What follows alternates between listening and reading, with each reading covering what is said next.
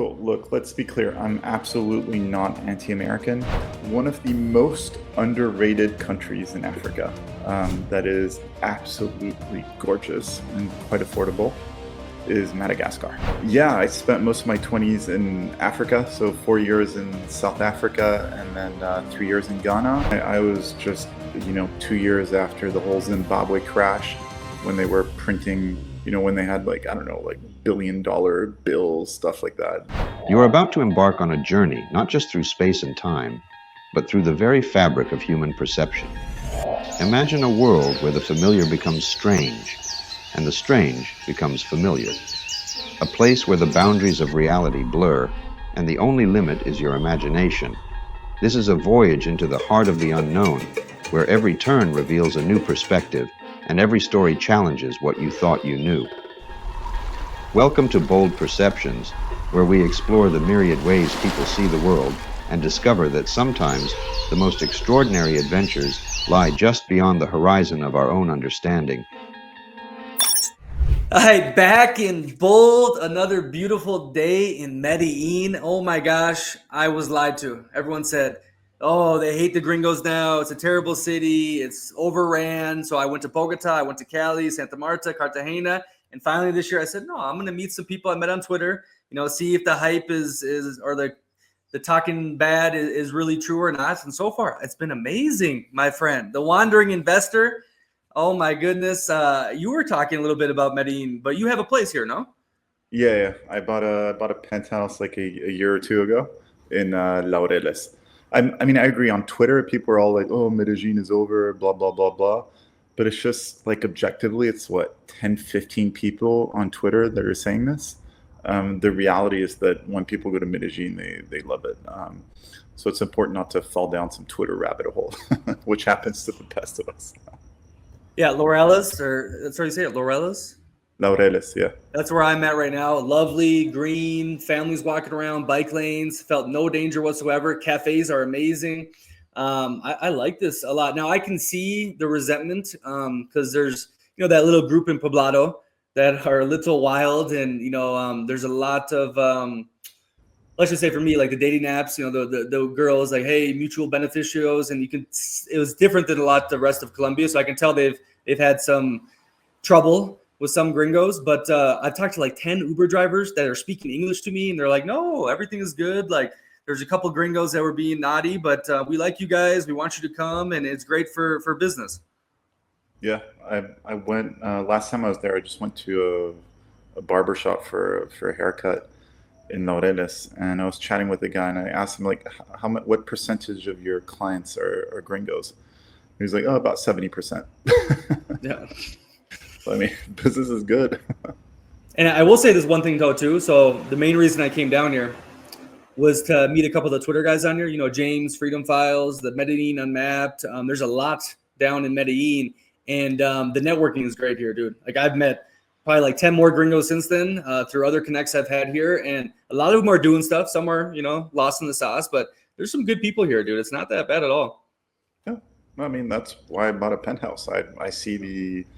I see how the city's developing. It's developing a lot. Tourism is absolutely booming. And even though the supply of Airbnbs has increased a lot, tourism has increased just as much. So what we're seeing is that occupancy rates are pretty much flat, but in a good way at very high levels, like 80 to 90% with my property manager, for example. Beautiful. But the topic of the day and where we met in Nairobi, Kenya, I want to talk Africa because you've spent a lot of your time in Africa. You had a great insight. We had a great conversation down in Nairobi, and I felt the pull to Africa. I was not excited really to go to Sub-Sahara. I'm like, oh, okay, I'll go down there and, just to say I did it. But the vibe was amazing. The nature, obviously, the development is way different than I ever expected in Kenya. And I like the people a lot. The Mambo, Poa, Sawa. It is interesting. Like they could be the most friendly people in the world and open, but all of a sudden they flip a switch and I'm seeing videos of people getting chopped up on the street. So we can talk about that later on. But overall, like the feeling in Kenya, man, it was beautiful. Yeah, I spent most of my 20s in Africa. So 4 years in South Africa and then 3 years in Ghana. And whenever I had vacations, I would not just, fly back to Europe. I would just stay in Africa, travel around Africa. So I've been really all over. And I would tend to say that my 20s were rather exceptional. You were really the Archer, Danny Archer, great movie, The Blood Diamonds. Did you feel like that down there or what? I mean, I was working in corporate, so not really. Yeah, but there, I mean, you But still got on some weekends like at times. you still got some raw experience because back then, I Oh, mean, for there sure. wasn't as much tourism, right? Like you were off the beaten path, like really out there, no? Oh yeah, for sure. I mean, I was just, 2 years after the whole Zimbabwe crash when they were printing, when they had like, I don't know, like $1 billion bills, stuff like that. And just 2 years after when the stores were still half empty, I was road tripping around there. I went on a lot of road trips around Africa, and that was a lot of fun. So we'd be, with some of my friends, we'd be, I don't know, like 25, 26. We'd take our sports car from Joburg and drive to Mozambique for the weekend, to Maputo, party there for the weekend in our like crazy cars. It was wild. It was really, really wild. And you had zero issue with safety because obviously that's the big thing, the stereotype. Okay, Africa, it's dangerous, it's poverty, you're going to get in trouble. I didn't feel that in Kenya. I dealt with it with the police. We could talk about that later, but I mean, even during this time, you never got roughened up a little bit or anything. Look, the good thing about Africa is that in most cases you see things coming if you're aware of your environment compared to LATAM where things just kind of happen. In Africa, you tend to get a feel for things after a while.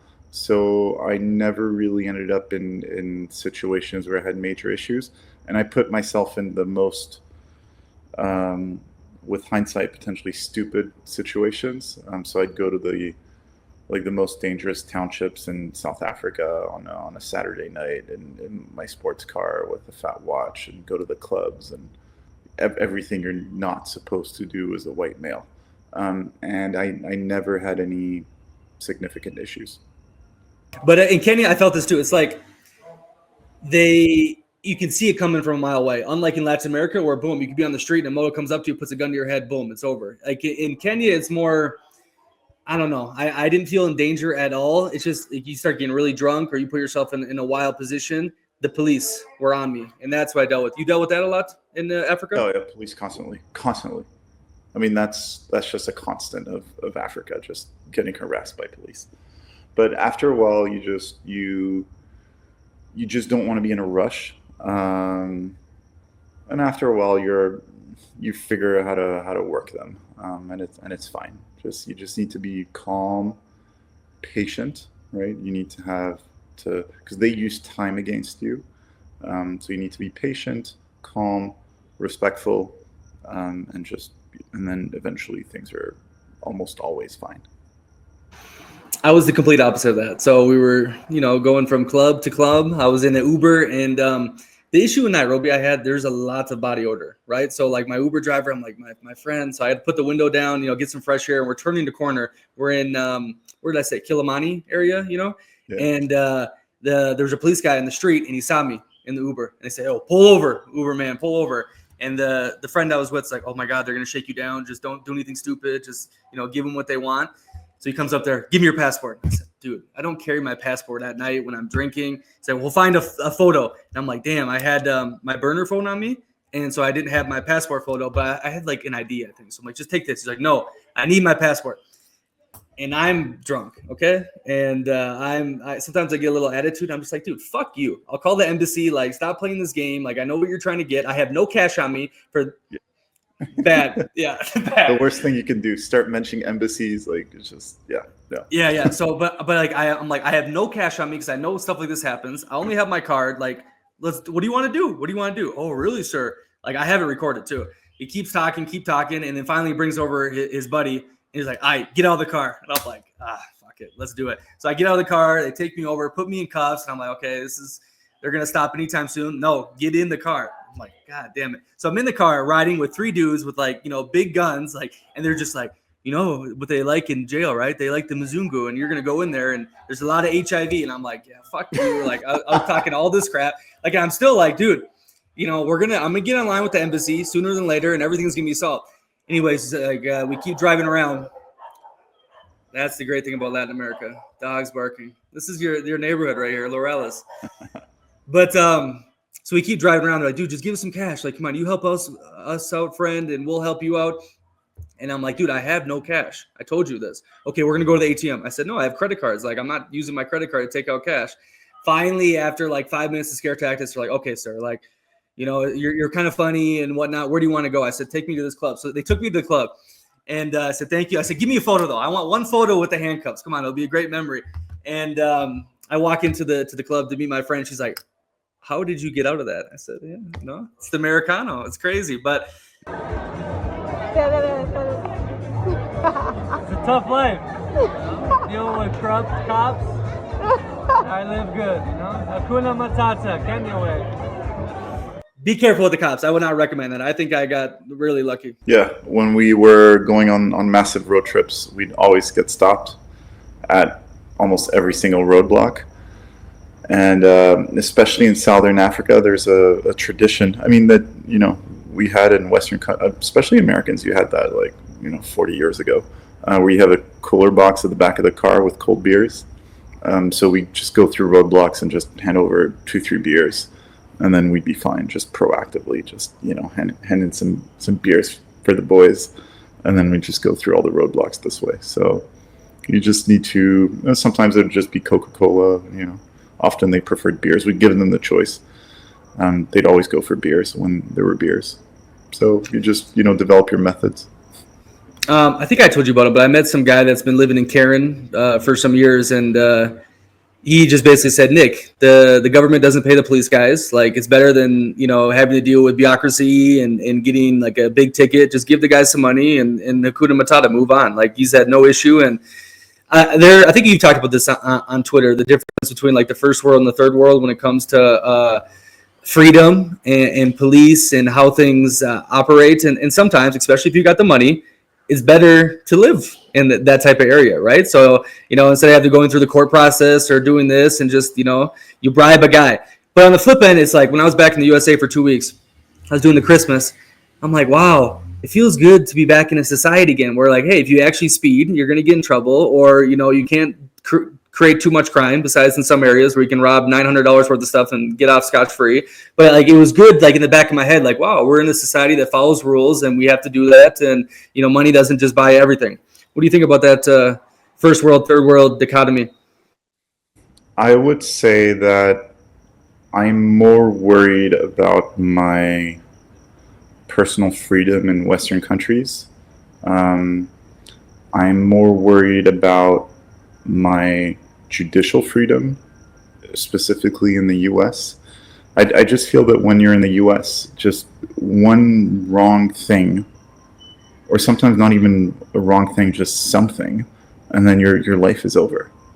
You just end up with, it's so erratic in the U.S. You can just end up in trouble and end up in prison for years over very little because of this thing in this specific county and that judge, and you're finished. And then you have a criminal record that is open and public. People can find all the information, and you're marked for life. So I have a very strong distaste for the whole American police judicial system. Is just way too excessive. I find that in Europe it's a bit more reasonable. Makes sense. Besides their law, I know in Italy they practice like you need to prove you're innocent. You're not innocent before guilt or whatever. There's a famous American case with the girl down south, and I learned all about that because my head coach in Bologna was also the top police officer in the city. So he kind of laid it down like, Nick, like you better prove yourself innocent and better get lawyers if you get in trouble here type thing. So there's a mix. The NYPD is like the 6th largest military force in the world or something crazy. I mean, there's a excessive amount of police action in the USA, but going back to the first world, third world point about just bribing your way out of it, it's great for people who have money, right? You don't have to deal with problems, you get it out of the way. But when I was down in Deanne, we had a problem at my little compound I was staying at with someone that showed up here.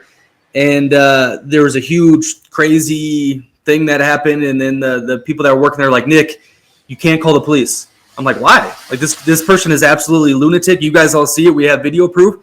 They're like, Nick, no, like you're going to get in trouble. They're going to shake you down. They'll split it with the girl. Like, and all the locals I talked to, they're like, no, we don't call the police. Like the police are just going to take money. Like they're not our friends. They're just another mafia organization. So that first world, third world thing, where is the balance? I mean, do you want to live in a society with rules, with police, or do you want just total chaos, freedom? If you got it, then you're fine. Look, a good mix is a good balance is the second world. So not like full-on frontier markets like in Africa, but more, developing countries where often there's a bit of a balance between the two for a while. The big thing when I met you and we were discussing Africa was the word raw, as in like what is happening down here, the energy, the markets, the vibe. Kind of tell me that term raw compared. Right now you're in Cambodia, right? Yeah. So Southeast Asia to Latin America. What makes Africa really raw? That's a good question. It's I don't even know how to answer this question. What makes Africa just raw? I mean, look, when you're in Kenya is more developed, so Kenya is a little less raw than other places. But if you start going into countries like Congo and Zimbabwe and Mozambique and places like that, you just meet the raw human form.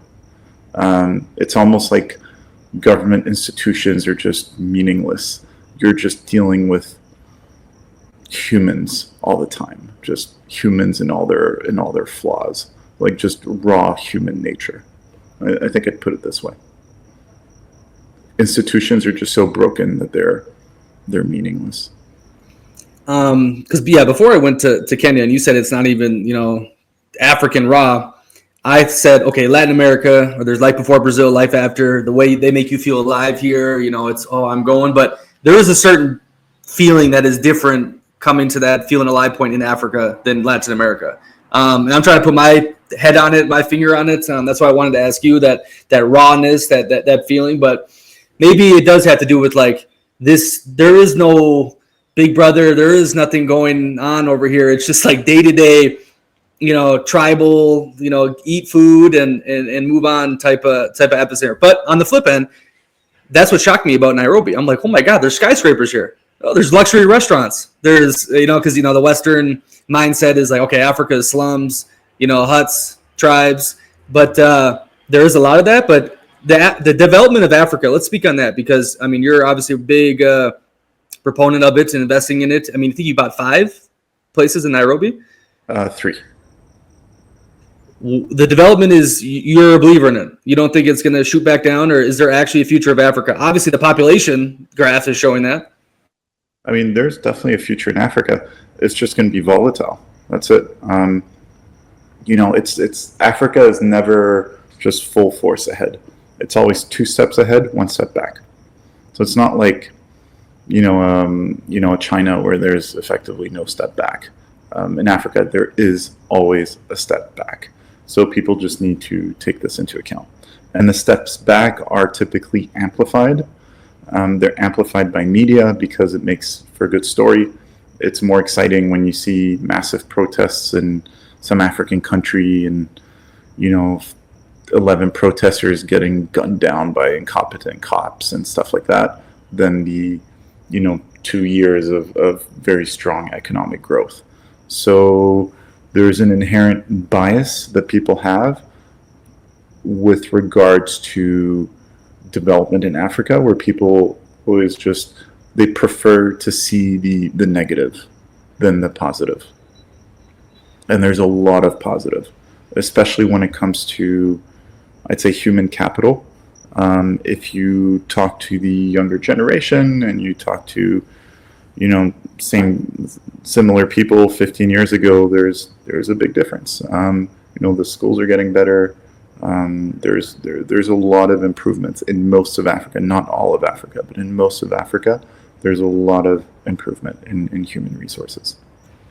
Couple things. Speaking of Kenya and meeting the young people, one, I had an amazing editor I found there and met him in person. Dude was hardworking as it gets. They told me that too. They said, Nick, there's not many jobs here, but when we get a job, the Kenyan is going to work their ass off, no matter how much it is. Like we're really, and they're intelligent too. You'd have some conversations with some of them. You're like, okay, they're educated. This is like, and they speak English, so that's huge for Western markets and whatnot. But dude, 15 to 32-year-old, the largest population in Kenya, it's like unemployment through the roof. And I met these people, and I put that on the Twitter, I think, and you kind of clap back like, oh, it was way worse before. But the young people, there was a lot of problems they were discussing with me. They hate the president, for sure. Okay, like I think it was more than 11, too. There's like 50 that got shot in Nairobi in June. And there's still a lot of issues, strictly speaking, about Kenya. But like you've been saying, it's better than it was 15 years ago. For sure. I mean, if you had gone 15 years ago, you wouldn't have seen all these skyscrapers, these nice restaurants, all that infrastructure, all those highways, that train, none of that development. It wasn't there. So Africa is absolutely getting better. What's becoming tougher, though, is now people through TikTok and Instagram and all that, Facebook, they're exposed to the rest of the world. So and data's cheap. So they're reminded on a daily basis how inferior their living standards are. 15 years ago, they didn't have data on smartphones. So they're just living life and then sometimes, see things on TV. But now it's every day in their face that the living standards are low. So this puts a lot of political pressure, for sure, on governments, because the youth is reminded on an hourly basis that they are living an inferior lifestyle, and it makes them angry. But it doesn't take away from the fact that a lot of these countries have moved forward a lot, and there has been a lot of development. It's just the gap in perception. We're not necessarily, I guess the gap in perception, is bigger than ever. That makes a lot of sense. And speaking of their social media obsession, I got secretly viral on the Kenyan coast TikTok. I was at the African pool by Diani Beach. Really cool, like natural formation. Like you can jump in the ocean or whatnot when the tide is low. And some beach boy came up to me and was like, hey, sir, this girl wants to take a photo with you. I said, okay, I'm with a group of people, but I'm like, yeah, I'll take a photo with you. No worries. So I take a photo with this girl from Mombasa and her other friends too, right?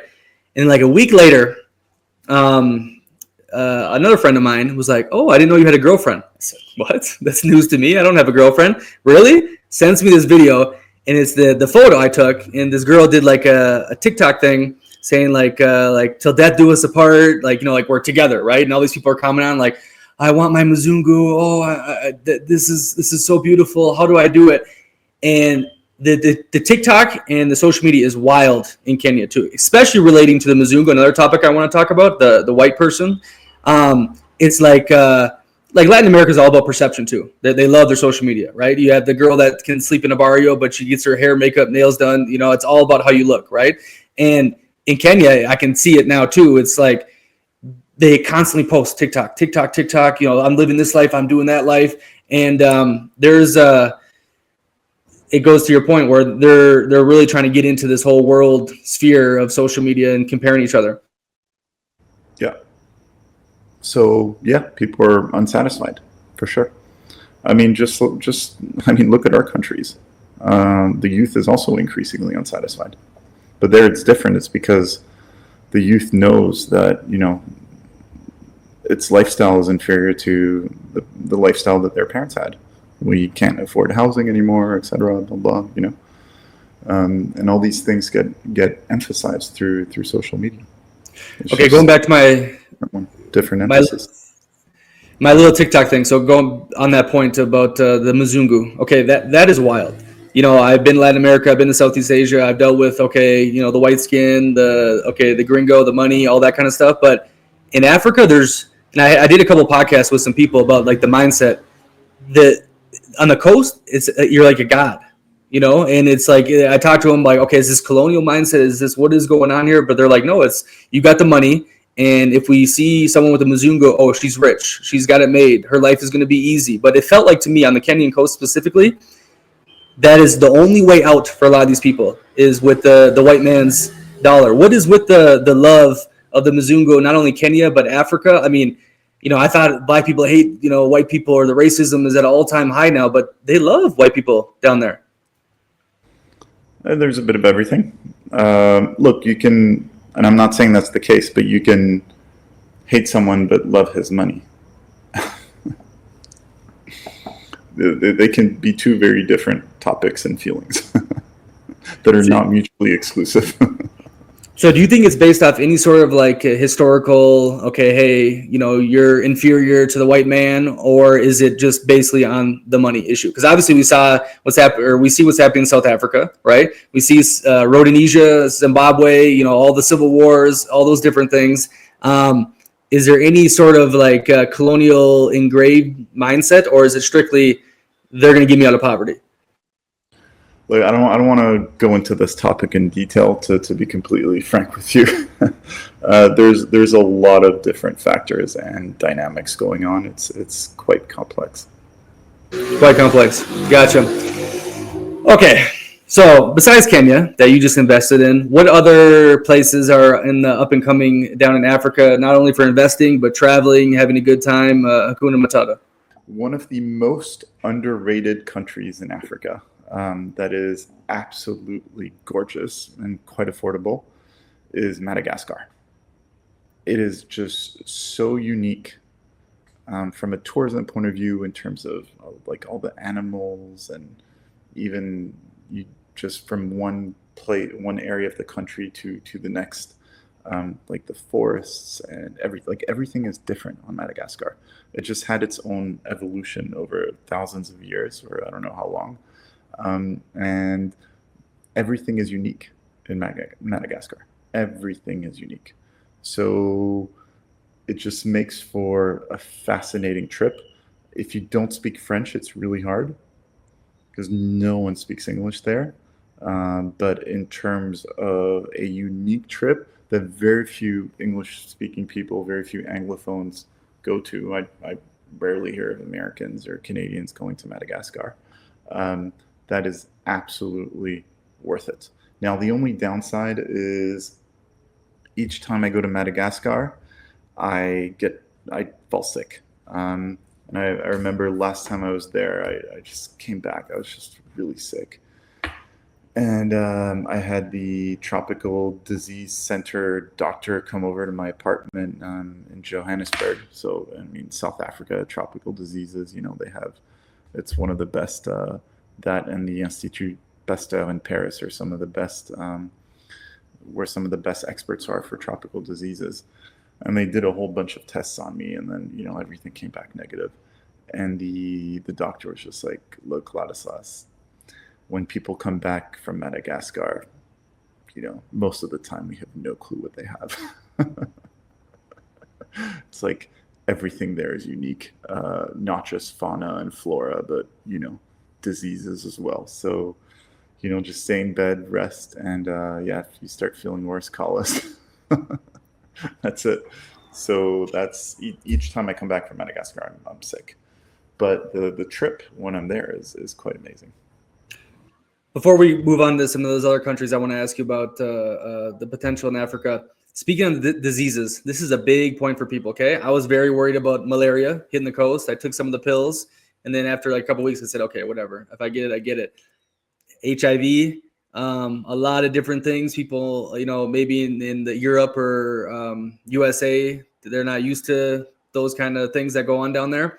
Is it that dangerous for a person? Like, do you need to take a lot of precautions for every disease underneath the sun, or no? I mean, look, I mean, HIV is mostly based on your own behavior, so that's up to you, really. Um, and then when it comes to malaria, look, I never took these malaria pills, and I lived in Ghana for 3 years, getting bitten by mosquitoes on a regular basis. I would just take precautions, around sunset, just avoid being out. Live on higher floors and buildings if possible so the mosquitoes don't go up as much. And then, I take I take constant homeopathy so that if I did catch malaria, it would be milder. And I never caught it. But then there were expats, they constantly had it. So some people are lucky they have mutations whereby they just don't catch malaria, or if they do, they don't feel it. And other people just catch it really easily.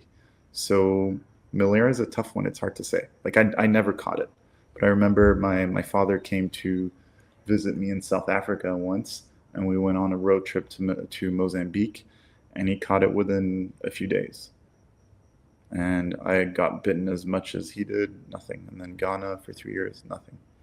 So you never know. You never know how your body will react to it. Some people, it's just a no issue, a non-issue. Dengue was dengue fever. What's the other ones? There's famous ones down there. Yeah, there's a whole bunch of stuff. I mean, generally mosquitoes are not your friends, right? So avoid mosquitoes, try not to get bitten. Now, would I go and take these like malaria pills? They're really brutal, these malaria pills. They screw your liver. They're terrible. So just, I personally don't want to take these things. If you do get sick, which will probably happen to many people if they stay there for a long time, there's decent healthcare, okay, cheap. I went to multiple doctors in Diani Beach and Mombasa, and they did all my tests. I came out of there for like $25. They checked my blood, everything. Huh? You think they're bad? No, why? That's a different topic. We're not bringing up those topics. But I was, you go down there and things happen and you get a little scared. But I also got like thyroid tested. Like I did all these different things for dirt cheap. So you can do medical tourism for sure down there. Do you believe the doctors are solid? The ones I had, I felt were, decent. And then I cross-checked it with my friend who's an American doctor. He's like, oh, yeah, I read your charts and what they said is correct. It depends on the countries. Kenya is definitely better than most countries when it comes to healthcare, for sure. South Africa is really good. If you go in the private sector, Kenya is pretty good. Other country, Ivory Coast is okay. Other countries, it can be pretty hit or miss, eh? But Kenya is definitely amongst the top ones. Okay, so you said Madagascar. You're hyping that up. Do we buy in South Africa, or is that going to collapse? Mozambique, where else are we going now in Africa?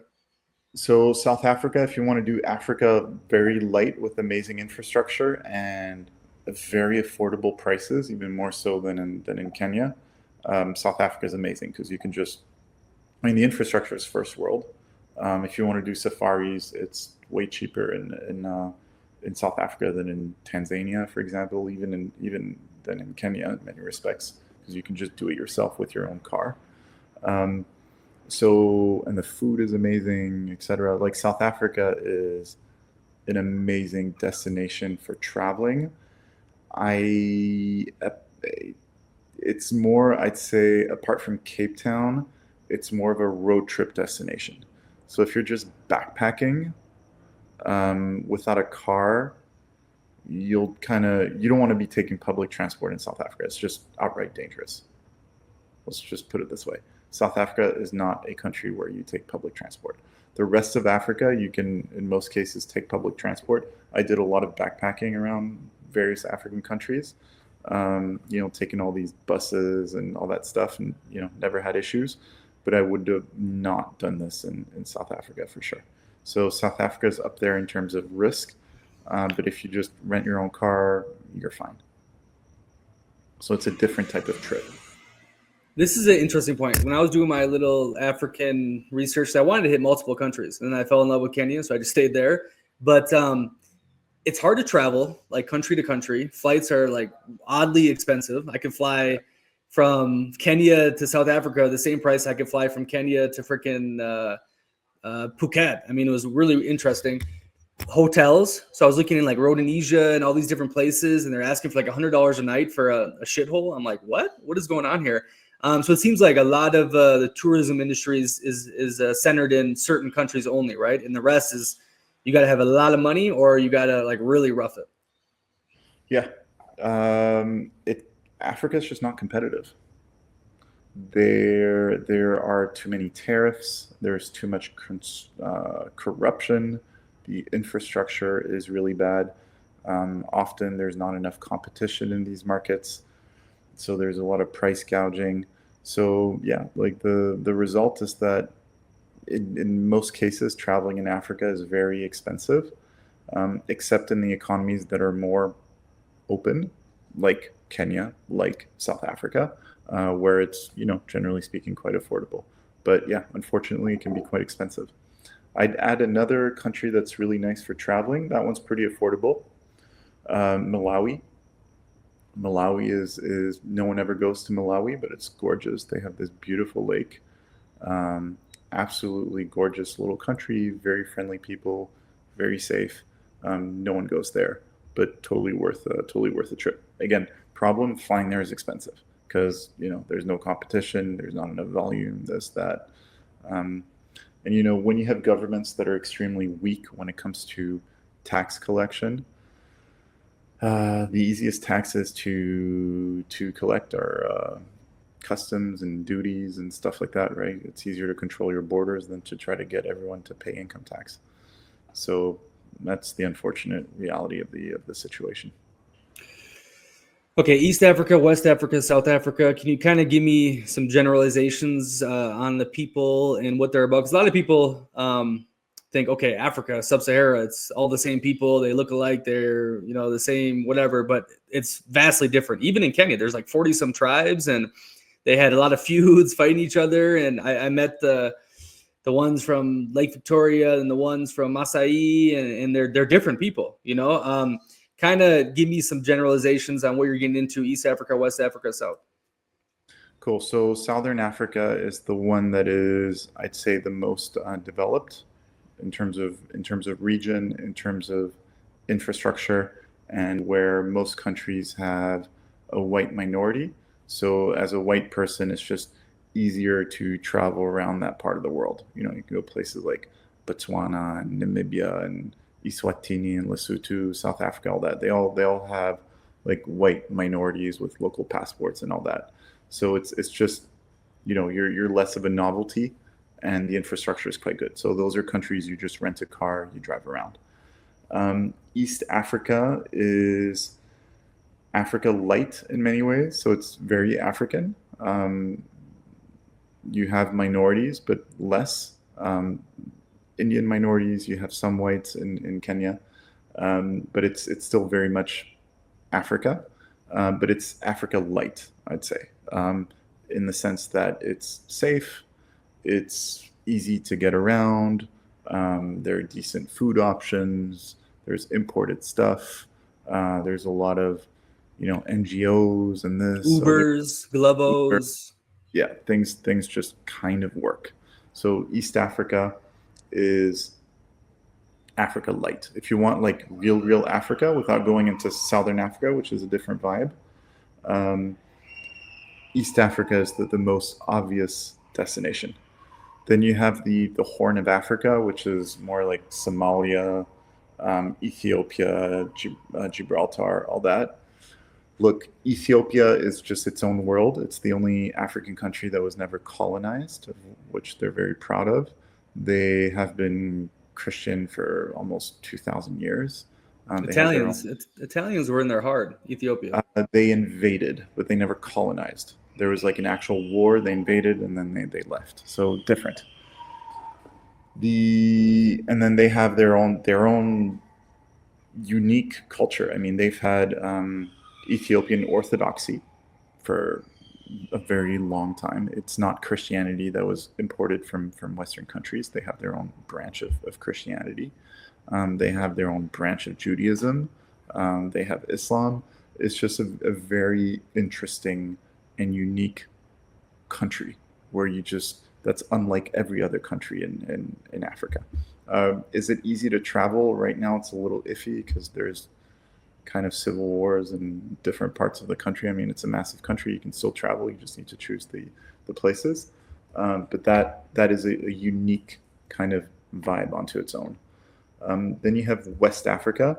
I would divide West Africa primarily between French West Africa and Anglophone West Africa, with French Africa being more developed than Anglophone West Africa because the French really had the French put a lot more effort into West Africa than Biased. the Anglophones that were rather focused on Southern and East Africa. So generally speaking, if you go to Senegal, Ivory Coast, etc., they're quite developed countries. In terms of tourism, there's a lot less to do. If you go to a place, I mean, Ghana, all that, like Nigeria, there's a lot less tourism to do. One, there are barely any animals left. They were all, like all the fun animals, they were all just eaten. And there's a lot more demographic pressure in these countries. So, the trees got chopped down, blah, blah, blah, blah. So less like natural parks. So there's just a whole lot less tourism to be done in West Africa. And it's way rougher than East Africa. So it's less tourism, it's more expensive, it's quite rough. But there's a lot of natural resources and there's a lot of business going on. So West Africa is a good place for business. For tourism, unless you are a white female, above the age of 50 who wants to engage in sex tourism and wants to go to the Gambia, there's not that much tourism to be done. Yeah, Central Africa, which is mostly French, so you're looking at, or Francophone rather than French, let's put it this way. You're looking at DRC, Congo, Gabon, Cameroon, all that. That is really, I would say, the roughest part of Africa in many respects, especially for Anglophones, because no one speaks English. It's really raw. I mean, that's raw. Like that's raw Africa, especially if you start going into like Congo and Central African Republic and stuff like that. In terms of tourism, there's more tourism to be done there, I'd say, than in West Africa, because there's a lot more nature, specifically natural parks, but it's just tough. It's just a tough place. Like I remember going to Congo, visiting my friend there who's running a few businesses, and just everything was just so corrupt and so hard and just complicated and just like how? Explain that. I mean, just the people, like no one's working, and it's just people become violent pretty easily, and just there's just so much like just blatant corruption, and it's hell. Like doing business in Central Africa is just like hard. It's really hard. Like the most successful people to do business there are typically Chinese and Lebanese. I mean, they just whip them up and just say no, like, and are very violent, or what? They're just tough in business. You just need to be heartless there. Central Africa is just rough. When you say safe, like you said, East Africa is safe. Tell me, relatively speaking, what is that? I mean, are you safer there than in Latin America? Like, kind of give me an idea. I certainly feel safer walking around Nairobi than I do walking around Cali. I definitely feel safer walking around Africa than walking around many parts of Brazil. For sure. So I would say that Africa, generally speaking, is safer. You'll get robbed, stuff like that, but you're unlikely to get shot. There are less guns flying around. People will rob you and stuff like that with a machete, and they won't just show up high on drugs and just shoot you, which can happen in some places in Latin America. So I'd say Africa is safer. For females, though, I would tend to say that the the risk of sexual assault is probably higher in Africa than it is in Latin America. I didn't hear as many dogs in Kenya. This is the one thing. I haven't been back in Latin America forever, but I'm hearing dogs in this neighborhood. And it's just, I don't understand how they let this happen. It makes me so frustrated. But a point, a point I was going to make, and I talked about in Kenya, it's like, oh my God, I'm in paradise, you know, Danny beaches, the trees, everything is Hakuna Matata, mambo, mambo, poa, sawa. And all of a sudden a flip can switch, right?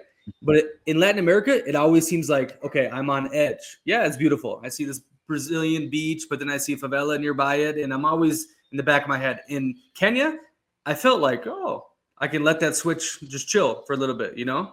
But then all of a sudden, bang, you know, holy shit, you guys are acting like this. This is wild. So that's the difference I felt, no? Yeah, and you see, again, like we discussed earlier, and like you mentioned, you see it coming in Africa. The switch doesn't just go like this. There's a process. Okay, that's a lot. Do you have any other African points or info that would be interesting to talk about before I ask you something about USA? Look, people should definitely go to Africa. Again, you know, the easiest trips are going down to South Africa, renting a car, and if you're not renting a car, just go to Kenya. I think those are the two most obvious destinations as a first time. Zanzibar is nice, but it's mostly a resort more than Africa. So just go to Kenya. Kenya is good. Uganda is another really good good little country to visit. It's affordable. There's some good safaris. It's a small country. There's a bunch of things to do in a very small geography. So stick to East Africa and Southern Africa initially, and then once you feel more comfortable and you want to like go raw, then head out to West Africa, Central Africa. I want to go raw soon. I'm coming back to Africa. But okay, Lattice, I like you a lot, but you have this something inside of you that just hates or something despises USA. And I want to, you don't hate. No, You're very critical of, you know, obviously you know, when you're a top dog, you get the critics everywhere. But what is the issue with the United States from your point of view right now? Obviously, you have a lot of clients from the West, you know, that I want to invest abroad and so forth. But what is going on in the Western world that kind of gets you a little hyped up online that I see? Cool. Look, let's be clear. I'm absolutely not anti-American. I traveled a lot around the States, and some of the friendliest people I ever met were in the US. I mean, you know it yourself, you travel a lot. Where will people be as friendly as on a Sunday after church in some, you know, little city, little village or town in Idaho? You're new to the church. You're just driving by and people will come talk to you and invite you for lunch after. I mean, where else does this happen in the world, especially in, you know, kind of the Western world? You only see this in the US. So, And it's actually real because like in Latin America, you're the best friend ever in the street, but their house is covered in barbed wire. You might never talk to them again, even though they say, "Oh, let's meet every day after this." Like in yeah, USA and these type of places, these people will bring you into their house and yeah. they'll text you after, message you, like it's authentic and real. Like nowhere else will you experience this in the world to this extent, particularly in the Western world. So I'm absolutely not anti-American. I'm what I don't like is American foreign policy. That's just what it comes down to. Just, you know, mind your own business. That's it. And there's such a disconnect between how nice Americans are in everyday life and because again, you know, Americans tend to hate each other, but you know, you're still amongst the nicest people in the world and the most honest. When you start traveling around the emerging world, you meet a lot more dishonest people than you do in the U.S. So there's just a big disconnect between the original inhabitants of the U.S., like you know, let's say you know people that from you know like not that arrived like 10 years ago, and the foreign policy, which has just been captured by an aggressive elite with their own agenda that has nothing to do with what's good for the everyday American. Okay, but tell me this. So was the USA foreign policy worse than the British Empire? The France colonial policy, the Spanish in Latin America, all the world powers before us, from Rome to the Ottomans. I mean, in my opinion, when I hear this stuff, it's like, okay, yeah, we do a lot of interesting things, and they're maybe not helping the average person. They are helping me, okay, making the dollar strong. I'm living pretty damn good. I have a lot of opportunities. I can travel the world. But I hear this all the time. Oh, USA is so bad. But is this just normal for the top dog to get the hate from everyone else and not be perfect? But from my impression, they've done a lot more good than they have done bad. You disagree? I mean, go ask the Iraqis, go ask the. Okay, let's go ask the Congos about the French. Let's go ask the British about every other place they've been. Let's go ask Latin Americans about the Spanish and what they did. Like this is history, isn't it? It's not because someone did something in the past that was wrong, they can use this and say that's fine. But do you agree when you are, quote unquote, if you believe or not anymore, the top dog, the world power right now, you have to do some bad things like to stay in power. You can't be just the innocent, person and lead the world or control it, right? Like you have to put your foot down a lot, no? And I think it'd be a lot better with the USA than say the Chinese. Do you think? Okay, I was on the train from Nairobi to Mombasa. This was like a train that I would take in bumfuck nowhere Eastern Poland. Like it wasn't that great, like this isn't this amazing, I've told all the Chinese are coming in here and making everything beautiful again. Like, I don't know. I push back when they say, okay, yes, Israel, we're helping them. We're doing the war with Russia and Ukraine and all this, but we've done a lot of good things too, and it's not, we should be this evil, Dark Vader type superpower that people make us out to be online. I mean, yeah, America does a lot of good things as well, but I'm pointing out some of the bad things. Gotcha. Anyways, you're in Southeast Asia right now. You're in Cambodia. How's the market looking? Are you liking it or no? The market has experienced a big crash in real estate here in Cambodia. Last time I was here was in 2018, and prices were just ridiculous. I remember coming down here to look for real estate opportunities. I booked, I think, like a month here. And then after 3 days, I was like, okay, I'm just going to turn this month into a vacation because there's nothing to invest in here. Now that I'm back, the market has corrected very severely. I'm not quite sure where to bottom yet, but I don't think we're too far. And there are things that are starting to pop up. So I'd say Cambodia is not completely uninteresting. Like you can just come here with any amount of crypto and buy real estate. So that could be useful for some people. So you just come. Like yesterday, I went to see a crypto dealer, a Chinese crypto dealer, and I just asked them to see. I was like, hey, what if I come with 500,000 USDT? What's your fee and how long to get the physical cash? And his answer was 1%, 3 hours. So then I, could walk away with $495,000 in physical bills in a sports bag and just go buy real estate. Because, when you buy real estate here, you can just pay in cash. Couple things on that point. When I was there, end of 2022, I saw so many skyscrapers getting built. I saw many that were unfinished. I was talking to a lot of people like this guy I tried introducing you to go to that building. He was a Japanese American that did a lot of business in China. And he's like, Nick, back then China was just like free ball, and they'll give you money for anything. You can, make a wine shop, a yacht business. You could do anything you want in China. And then it started slowing down. They had more rules. And then the Chinese money, a lot of it moved to Cambodia, like people that want to go crazy. And so he went down there, made a killing, right? And but he told me like, okay, it's starting to get to that point now where we've maybe overbuilt and whatnot. But also, I met some Russian dudes there. This was, they were leaving from the war because this was, 6 months, 7 months after the war started, and all their bank accounts, all that stuff was shut off, which is terrible. I can't believe that happened. And but they were fine. All they did was crypto. What you were saying, easy. They had their guy on the ground, boom, exchange, Hakuna Matata. It was really interesting. Yeah, I mean, Russians are huge users of crypto right now. But a lot of Russians have moved here to Southeast Asia because they can just do everything in crypto and They took easily. over Phuket. They own Phuket right now. There's a lot, moving and shaking down there. But amazing, Lattice. I gotta go to Commune 13, the famous tourist one in Medellin. I'm finally doing that today. I'm excited. You've been there? You like it? I've never done that tour. No.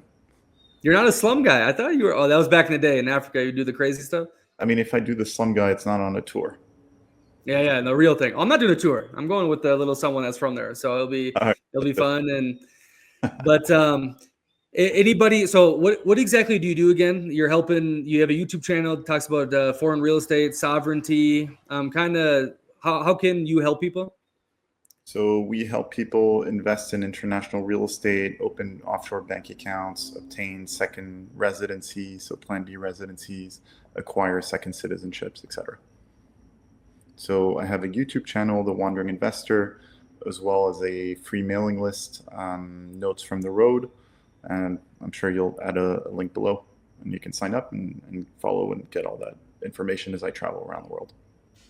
Yeah, what I like about you too, it's not like really glitz and glamour. It's just, hey, this is what it is. This is how it goes, and I think your audience really appreciates that authentic. Because as we've been seeing with the massive popularity of second citizenships, residencies, getting out of the West, the Doomers, and all that, you see a lot of frauds and people that are just looking for a quick buck. Is that true? There's a lot of sketchy individuals out there for sure. Yeah. And you would agree too, like when you do this stuff, the overseas life and trying to set up different things, you need to do it by the book, right? Because if you don't, and all of a sudden, 5 years down the road, the government says, "Oh, you didn't do this and that," and take away your place or screw you over. I mean, that's a problem that happens, right? Like you need to be, dot the I's, cross the T's in this sovereign lifestyle. No, it's a bit more ambiguous than this, I'd say. It depends where you're from. If you're American, yeah, for sure. When you're American, everything is just more complicated because the IRS just follows you everywhere. If you're from other countries, there is usually more scope for interpretation. Gotcha. Beautiful. I think what would you say your philosophy is on with the wandering investor and your life? Maximizing freedom. Freedom.